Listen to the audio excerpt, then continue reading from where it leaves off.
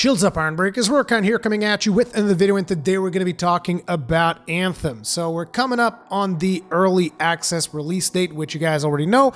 Not a huge fan of that, but if you do have the EA Origin Access Premiere, you will be able to play on the 15th. There's a lot of new information that has been coming out in the form of tweets and a bunch of news that stuff happens one way and then suddenly it changes and it happens a different way. Like, to give you guys an idea, in between my last Anthem video, it had been said that the difficulties Grandmaster 2 and 3 were not going to be available at launch, but since then it has actually been changed and it's been said, no, they're actually going to be available at launch.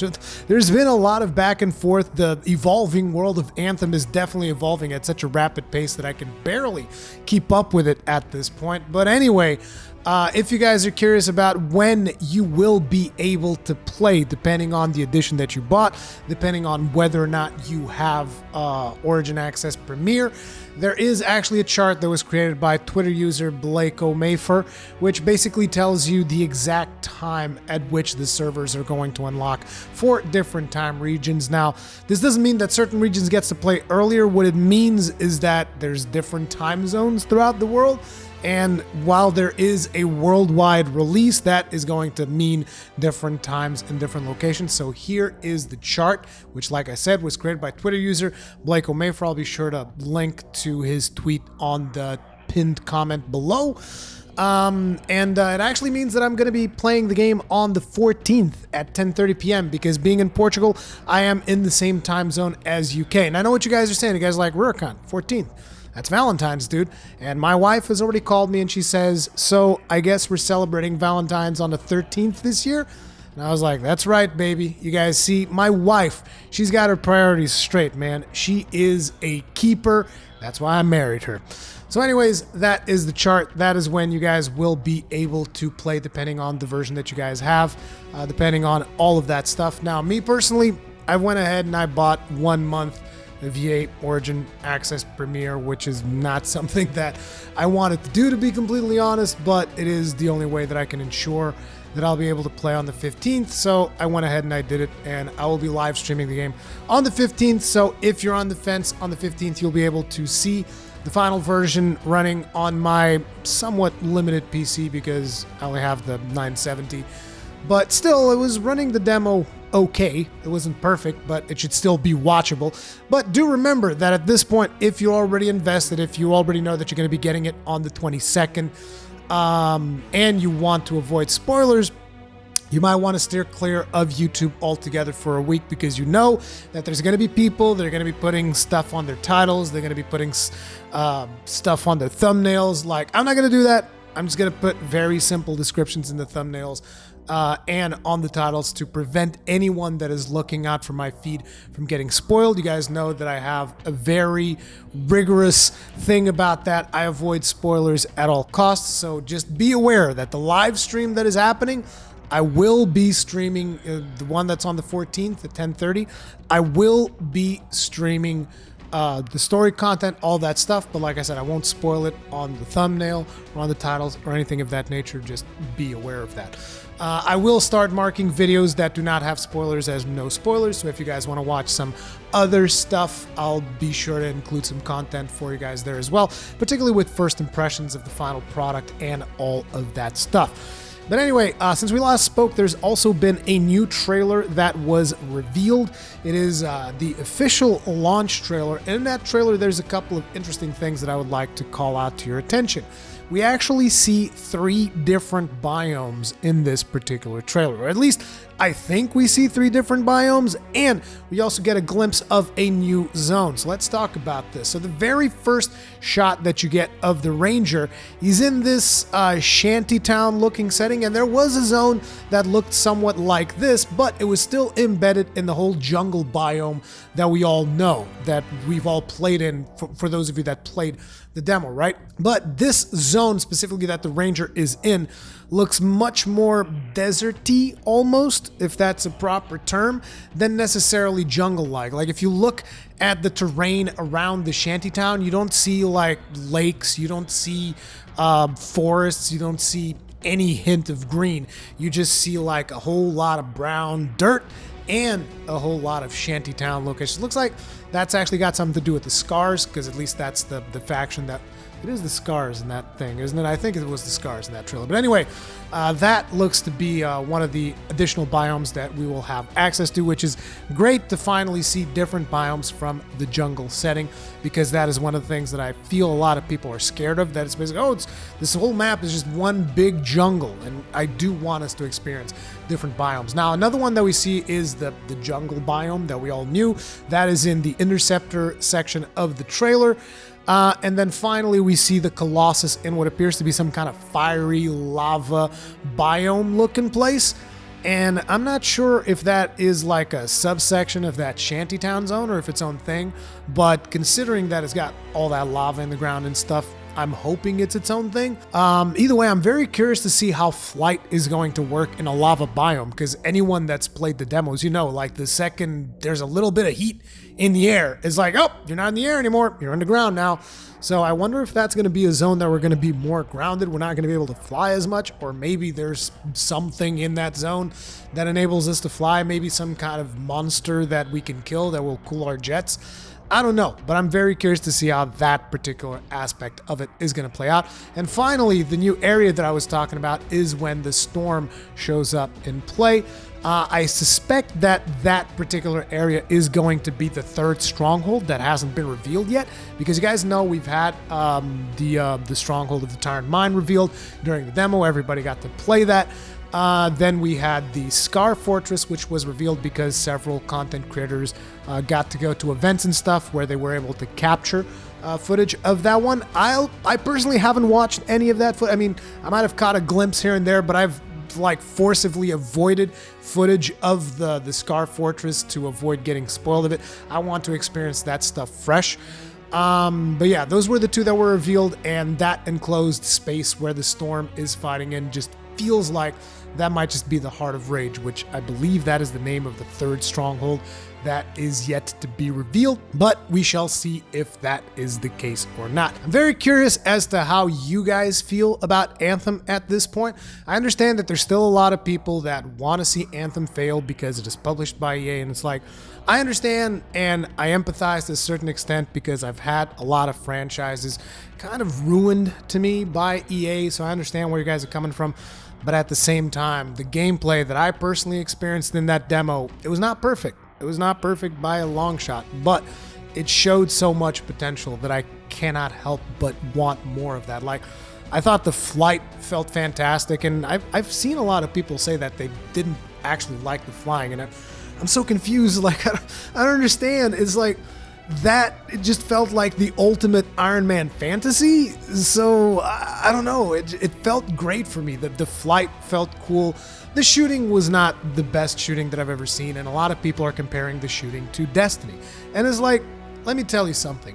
Destiny, those guys, Bungie, they have the gunplay down.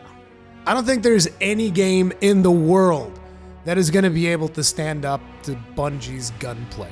It's just, I think that is actually one of the reasons why Anthem is going after ability play more so than gunplay. Like, I've even said in multiple videos of mine that I feel that the guns in Anthem are there more so of something for you to do while your abilities are on cooldown than necessarily as your main source of damage.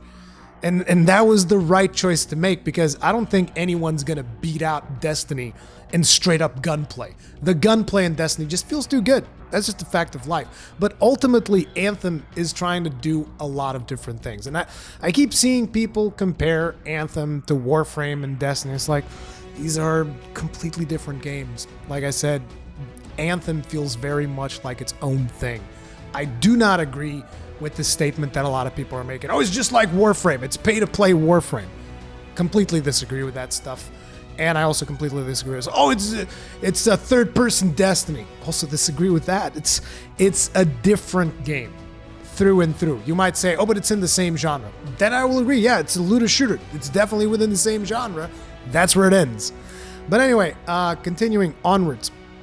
I wanted to get your thoughts as to how you feel about the game. What are your thoughts? Leave it in the comment section below, because I'm really curious to see where my community is at with the game at this point. Are you guys going to be watching the live stream, or are you going to be remaining spoiler free? I'm probably going to end up getting the PS4 version as well later down the line, because I do want to play on the PS4 as well. I'm not sure which version I will focus most of my efforts on, but knowing myself, I'll probably end up playing a little bit more on the PS4, but we'll see just how the grind feels. I'm also considering which javelin I will end up playing on the PC, because maybe I'll save the Colossus for the PS4, and maybe I'll play as the Ranger on the PC. Still trying to make up my mind about all of these different things in regards to Anthem, which is, again, it's a consequence of this friggin' fractured release date of like, hey, some people play on the 15th, some people play on the 22nd. It's just like, I can't take it anymore. But anyways, another bit of news that we've got is also that apparently we're getting a short film by the guy that directed District 9 and Chappie, as well as probably a lot of other movies. He's doing a short film for Anthem, which actually takes place several decades before the main story. And personally, I'm pretty hyped, because despite the fact that the story of District 9 is not something that I would want to rewatch multiple times, just because it's like, I think the story is fantastic. Don't get me wrong. I think District 9 film is fucking amazing, okay? It's just, it's not a story that gels very well with me, because when I was smaller, I made the mistake of watching that movie with Jeff Goldblum, The Fly, where he fucking mutates into a fly because of some teleporter shit gone wrong. And Jesus Christ, that scarred me. That fucking scarred me, dude. Like, him just changing into a massive... dude, that fucked me up. So whenever the main character in District 9 started transforming into an alien in the nastiest way possible, I was just like, Jesus Christ. That kind of stuff fucks with me. But I still think the movie's amazing. Chappie, on the other hand, I fucking love that movie. That movie is friggin' awesome. So yeah, I'm really looking forward. That is going to be releasing, I think, within the next 2 days. Or actually, I think it's less than 48 hours as of the recording of this video. I'll make sure to leave a link on the pinned tweet as well for that stuff. There was like this teaser that they showed on Twitter. I probably shown it at in the video at this point. But yeah, that's a lot of stuff that has been talked about. There's also 2 tweets that I would like to bring up from Ben Irving. The first one is a question that was asked for him. It was asked to him by Soul Destined, where he asks, in story, do the enemies scale with pilot level, or are they set at certain levels throughout the story?